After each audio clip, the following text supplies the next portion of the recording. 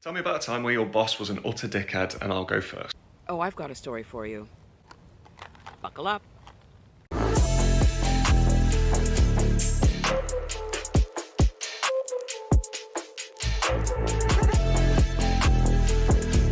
In my early 20s, I lived in Montreal, where I managed a high-quality accessories boutique at the then Dorval Airport, which is known now as the Pierre Elliott Trudeau Airport. Now you have to picture it. I was young, I was a boss, and I was extremely dedicated, working in excess of 45 to 50 hours a week, no complaints. Barely took any I think I took one vacation, days off. What was that? I didn't know what that was. I was just young, vivacious, enthusiastic, trying to make my mark in the world. And so I dedicated myself 100%.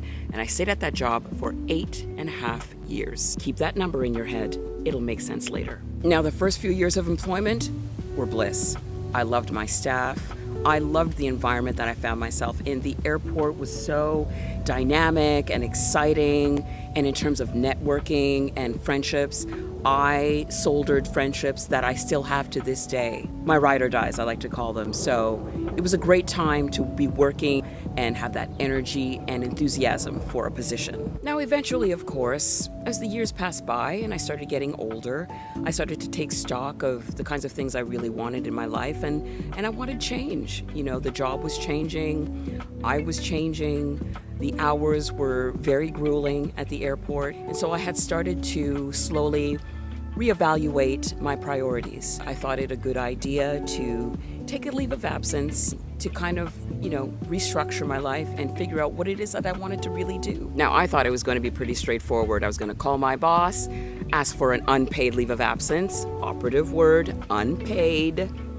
and, I'd have my little bit of time off and it would be no problem. After all, as a dedicated employee of 8+ years, why would they say no? They said no. Guys, when I tell you that I was incensed, I was incensed. I couldn't believe that after everything that I had done for this company, they would actually refuse an unpaid leave of absence, uninterrupted unpaid leave of absence for one of their star managers. I remember my boss telling me, we want to help you, but we're only going to go so far. Yeah. She said, we have our inventory coming up, so, maybe you can split up your time, take 1 week off over here, then do the inventory, and then maybe take another week. They tabled that offer, I believe it was on a Friday, so she told me to take the weekend to mull it over and provide them with an answer that following Monday. And so I decided to discuss the matter with my boyfriend at the time. He helped me come to the conclusion that they really didn't value me.